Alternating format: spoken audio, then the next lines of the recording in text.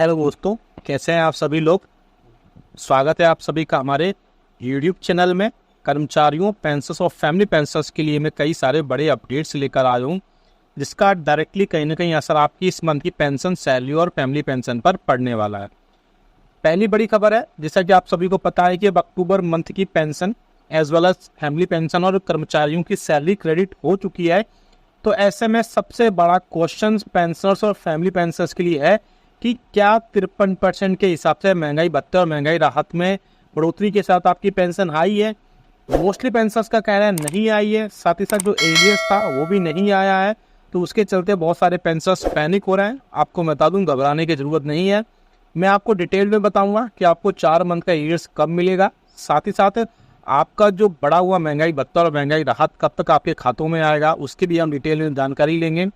साथ ही साथ बेसिक में बढ़ोतरी को लेकर के एक बड़ी अपडेट निकल कर आ रही है, उस पर भी हम बात करने वाले हैं। और 18 मंथ्स के DA/DR को एरियर्स पर भी एक बड़ी खबर है, उसको भी हम यहाँ देखेंगे। साथ ही साथ आपके एरियर ऑफ पेंशन, इसके अलावा कम्यूटेशन ऑफ पेंशन को लेकर के एक important circular ministry of personnel public grievances and pensions के department of pension and pension welfare की तरफ से इम्पोर्टेंट सर्कुलर जारी कर दिया गया है। जी हाँ दोस्तों, आप सभी के लिए सारे झंझट दूर हो गए हैं। अब आपको सिर्फ एक फॉर्म फिल करना पड़ेगा और मैं आपको फॉर्म फिल करके भी बताऊंगा, साथ ही साथ उसका नोटिफिकेशन और सर्कुलर भी आपको दिखाऊंगा। इसलिए इस वीडियो को पूरा ध्यान से देखिएगा। और अगर चैनल पर पहली बार आए तो चैनल को फ्री में सब्सक्राइब जरूर करिएगा। सब्सक्राइब के ब्लैक बटन को प्रेस करके, साथ ही साथ आप हमारे वीडियोस की लेटेस्ट इन्फॉर्मेशन के लिए घंटे के निशान को, बेल आइकन को प्रेस करना बिल्कुल मत भूलिएगा। तभी आपके पास हमारी वीडियोस की लेटेस्ट इन्फॉर्मेशन आ पाएगी और आप हमारे वीडियोस को इसी तरीके से आगे भी वॉच कर पाएंगे।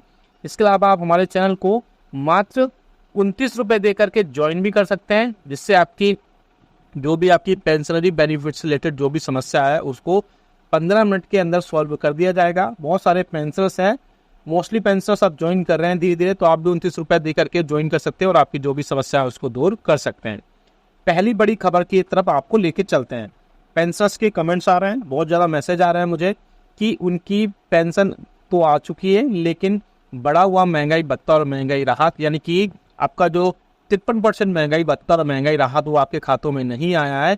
उसके पीछे रीज़न ये है कि आपकी जब इसकी अनाउंसमेंट हुई तब तक इसकी आपकी जो पेंशन थी वो बन चुकी थी, यानी कि 15 से 20 तारीख के बीच में मोस्टली डिपार्टमेंट्स और जो ऑर्गेनाइजेशंस होते हैं या मिनिस्ट्रीज होती है वहाँ पर आपकी पेंशन बन जाती है रिकॉर्ड ऑफिस से चेक होने के बाद में, आपके कैश सेक्शन में, अकाउंट सेक्शन में, उसके बाद आपके बैंक के खातों में आपको CPCCs के जरिए या स्पर्श के जरिए आपको खातों में पहुंचाई जाती है।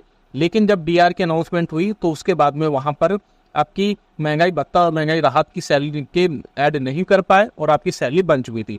तो अब आपका जो नवंबर मंथ की सैलरी या पेंशन आएगी उसमें आपकी 53% महंगाई भत्ते और महंगाई राहत के साथ में पेंशन आपकी आएगी। आपको घबराने की कोई जरूरत नहीं है। साथ ही साथ आप बात करते हैं एरियर्स की। यूजुअली एरियर्स पहले 3 मंथ्स का होता था, लेकिन इस बार एरियर्स आपको 4 मंथ का मिलेगा, यानी जुलाई, अगस्त, सितंबर और अक्टूबर मंथ का, जिसके सबसे ज़्यादा चांसेस है कि नवंबर मंथ के पहले वीक में ही आपके खातों में पहुंचा दिए जाएंगे। साथ ही साथ उसमें उसके अलावा और भी जो बेनिफिट्स थे वो सभी आपको प्रोवाइड करा दी जाएंगे। अब बात करते हैं दूसरी जो कि खबर आ रही है कर्मचारियों पेंशनर्स के बेसिक में बढ़ोतरी को लेकर के। जी हाँ दोस्तों, अभी आपने देखा भी होगा मीडिया में ऐसी न्यूज़ सर्कुलेट हो रही है कि बेसिक पेंशन में बढ़ोतरी की जा रही है। जी हाँ दोस्तों, आपको मैं जानकारी के लिए बता दूं कि एक प्रपोजल वाकई में गया हुआ है पेंशनर्स एसोसिएशंस और कर्मचारियों की यूनियंस की तरफ से, जिसमें बोला गया है कि बेसिक पेंशन में 5% की हर 5 साल के ब्लॉक में बढ़ोतरी की जाए। जैसे कि 60 से 65 में 5%, 65 से 70 में 5%, 70 से 75 में 5% की ब्लॉक के में 5% की बढ़ोतरी की जाए। और मैटर जो है वाकई में अंडर कंसिडरेशन है और इस पर जल्द से जल्द कोई फायदा वो जो है एक निर्णय लिया जा सकता है, क्योंकि आप सभी को पता है कि बेसिक पेंशन ही पेंशनर्स की सबसे इंपॉर्टेंट होती है। अगर बेसिक पेंशन में बढ़ोतरी होती है तो बाकी सभी चीज़ों में बढ़ोतरी होगी। तो जिस पर जो भी अपडेट आएगा हम आपको जरूर बता देंगे। एक और बड़ा सर्कुलर, जैसे कि हम बताया, आपकी एरियर्स ऑफ पेंशन और कम्यूटेशन ऑफ पेंशन में आपके लिए एक इंपॉर्टेंट सर्कुलर DOPW की तरफ से जारी किया गया है। तो क्या आप अपने स्क्रीन पर भी देख पा रहे हैं, सब्जेक्ट में भी आप देख पा रहे हैं, submission of nomination for arrears of pension and commutation of pension after introduction of single pension application form 6 से for central government civil employees. जी हाँ दोस्तों, पहले फॉर्म 6 आता था, उसको अब जो retiring central government civil employees है वो अपने पेंशन के रिलेटेड जितनी पेंशनरी बेनिफिट्स हैं, जो कि सेंट्रल सिविल पेंशन रूल तो 2021 के अकॉर्डिंग सारे फॉर्म 6 आता है उसको रिप्लेस कर दिया गया है 6A से। अब इसके बाद में जितने भी डिपार्टमेंट ऑफ पेंशन वेलफेयर के 28 मार्च 2014 को एक कॉमन नॉमिनेशन फॉर्म ए जो है submission of nomination of arrears of pension in commutation of pension by central government employees के लिए जारी कर दिया गया है। जी हाँ दोस्तों, आप अपने स्क्रीन पर भी देख पा रहे हैं नोटिफिकेशन। इसके अलावा आपकी मिनिस्ट्री ऑफ डिपार्टमेंट को सिर्फ वही फॉर्म आपको फिल करवाना है और फिल करवाने के बाद में आपको वहाँ पर सारी चीज़ें आपको ड्यूली फिल करनी है। उसके बाद वहाँ फिल करने के बाद आपको जमा कर देना है, यानी आपको ज़्यादा से ज़्यादा फॉर्म आप फिल नहीं करने हैं, मात्र एक फॉर्म से ही आप डाउनलोड कर पाएंगे। आप सामने देख सकते हैं ये वो फॉर्म है, आप इसको डाउनलोड भी कर सकते हैं। डाउनलोड आपको कैसे करना है, वीडियो को लाइक करिए, कमेंट में यस लिखिए या लिखिए आप फॉर्म 6 से, सीधा से आप फॉर्म 6 से लिखिए और हमारे डिस्क्रिप्शन बॉक्स से इसको डाउनलोड कर सकते हैं। आप देख सकते हैं सामने सेवानिवृत्त होने वाले या सेवानिवृत्त सरकारी कर्मचारी से कार्यालय अध्यक्ष द्वारा अभिप्राप्त की जाने वाली विशिष्टता, या आपका फोटो लगने वाला है। सरकारी कर्मचारी का विवरण है, क्या क्या विवरण है, नाम आप देख सकते हैं, आपका पदनाम या रैंक है, जन्मतिथि है, सेवानिवृत्त की तारीख है, मंत्रालय विभाग या आपका जो कार्यालय है, आपका पैन नंबर है, आधार नंबर है, इसके बाद नेशनलिटी है। आगे आप देख सकते हैं पॉइंट नंबर 2 में भविष्य में होने वाली सेवानिवृत्ति के बाद का पता, अपना जो भी आप कॉरेस्पॉन्डिंग एड्रेस है या बोल सकते हैं कम्युनिकेशन एड्रेस, उसको वहाँ पर फिल करेंगे और फिल करने के बाद वहाँ पर आप आगे पॉइंट में बढ़ेंगे जिसमें बैंक का विवरण है। बैंक का विवरण आप दे सकते हैं, आप जॉइंट अकाउंट भी दे सकते हैं, अकाउंट नंबर देख सकते हैं, बैंक का नाम, शाखा का पता, IFSC कोड यहाँ पर डाल सकते हैं। इसके अलावा अपनी इंपॉर्टेंट है कि आपकी जो भी जिस भी नाम से आपकी खाता धारक है उसके पासबुक के प्रथम पृष्ठ की जो प्रथम पहले पेज की है और उसके आप वहाँ पर एक प्रति जो है इनरोल जरूर करें। पॉइंट नंबर 4 देख सकते हैं आप, सेवानिवृत्त होने वाले कर्मचारी या सेवानिवृत्त सरकारी कर्मचारी की ओर से इस प्रारूप को जमा करने के लिए नियम 57(3) के अधीन प्राधिकृत सरकारी कर्मचारी के कुटुंबिक सदस्य का ब्यौरा यानी फैमिली पेंशन की सारी चीजें भर सकते हैं। नाम आप देख सकते हैं, सरकारी कर्मचारी के साथ आपके क्या रिलेशन है, उनकी आधार संख्या क्या है, नेशनलिटी क्या है, एड्रेस क्या है और पिन कोड क्या है, मोबाइल नंबर, ईमेल आईडी वगैरह दे सकते हैं।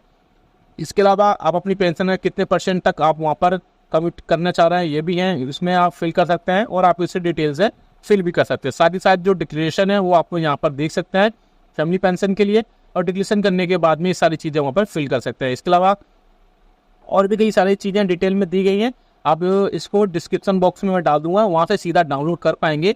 आप देख सकते हैं कि फैमिली पेंशन कौन कौन है, उनके साथ में आप लगाना चाहते हैं तो उनके साथ में आप फोटो लगा सकते हैं, या फिर आपके फैमिली पेंशन के 3 लोगों के नाम फिल कर सकते हैं, उनके पैन नंबर, अंगूठे की छाप या व्यक्तिगत निशान, मोबाइल नंबर वगैरह, बैंक अकाउंट नंबर वगैरह, ये सब चीज़ें ऐड कर सकती हैं।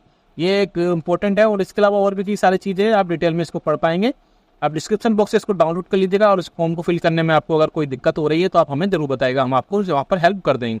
अब बात करते हैं एक और बड़ी जो कि आ रही है 18 माह के DA/DR को एरियर्स को लेकर के। अभी कुछ दिनों पहले मीडिया में खबरें आ रही थी कि सरकार आपको 18 महीने के DA/DR के एरियर्स प्रोवाइड करा सकती है। तो आपको जानकारी के लिए बता दूं, यूनियन की तरफ से कि ऑनरेबल फाइनेंस मिनिस्टर को एक लेटर लिखा गया है।